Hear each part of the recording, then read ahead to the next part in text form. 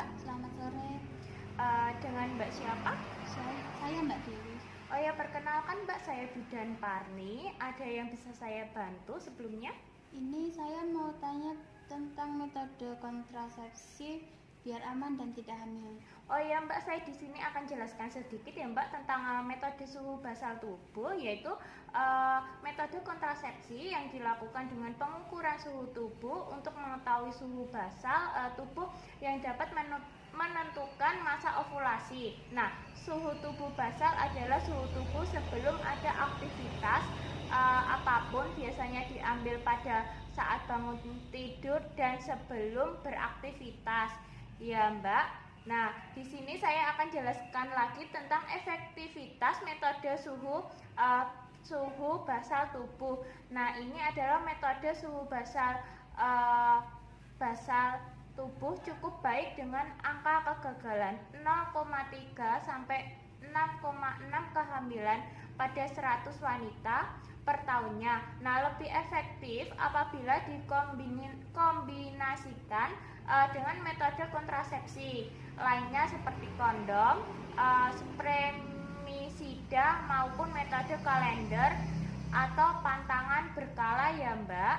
Nah, di sini saya akan jelaskan keuntungan metode suhu basal tubuh, yaitu meningkatkan pengetahuan dan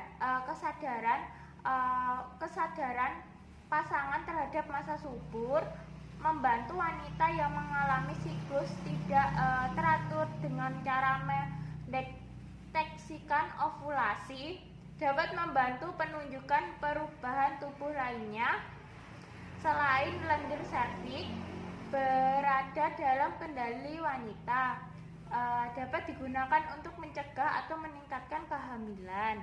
Nah, di sini saya akan jelaskan tentang keterbatasan metode suhu basal tubuh ya Mbak, yaitu membutuhkan motivasi, perlu dianjurkan oleh spesialis keluarga berencana alamiah. Suhu tubuh basal dipengaruhi oleh penyakit, kurang tidur, stres atau tekanan emosional, yaitu penggunaan sedativa dan alkohol, imunisasi, iklim, dan gangguan saluran cernaan. Nah, apabila suhu tubuh tidak diukur pada setiap waktu yang sama setiap hari, ini akan menyebabkan ketidakteraturan suhu tubuh basal. Nah, tidak mendeteksikan permulaan masa subur sehingga mempersulit untuk mencapai kehamilannya ya Mbak. Nah, di sini membutuhkan masa pantang yang panjang atau lama.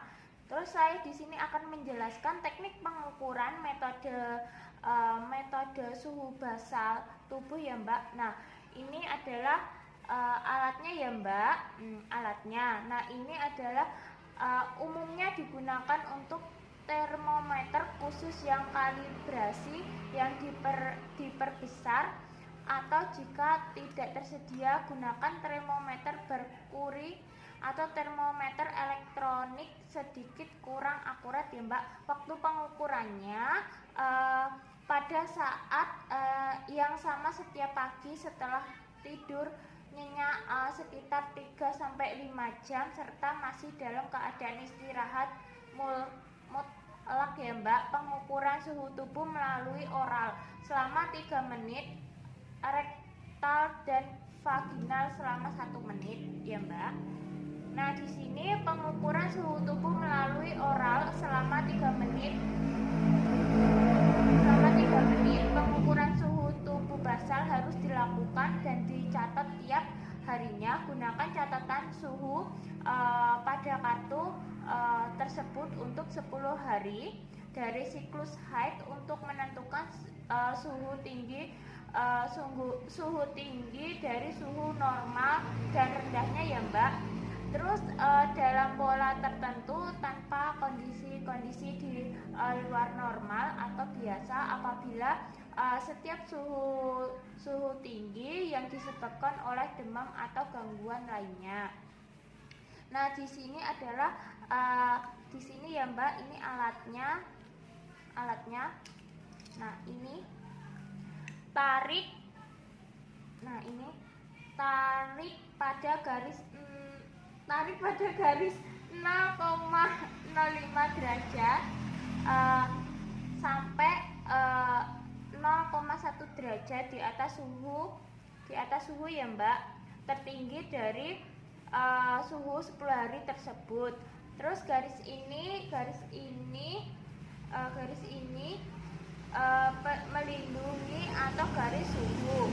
Nah, periode tak subur melalui pada sore hari setelah ketika berturut-turut suhu tubuh berada di atas garis terlindungi atau suhu basal, berarti di sini ya Mbak, di atasnya sini ya Mbak.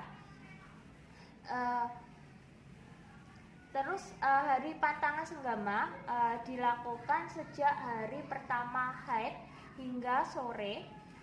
Ketiga, kenaikan suhu berurutan suhu basal tubuh.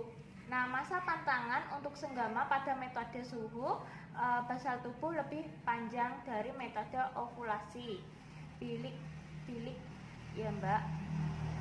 Perhatikan kondisi lendir suhu dan tak subur yang dapat diamati. Nah, Mbak, di sini apakah Mbak sudah paham tentang metode suhu basal tubuh sebelumnya? Oh ya Mbak, paham. Jika Mbak sudah paham, saya akan beritahu tentang saya akan tanya pada Mbak waktu kapan saja untuk pengukuran suhu tubuh. Sebelum malam hari dan sebelum beraktivitas. Oh iya Mbak, Mbak berarti sudah paham ya Mbak. Terima kasih ya Mbak atas waktunya. Terima kasih Mbak.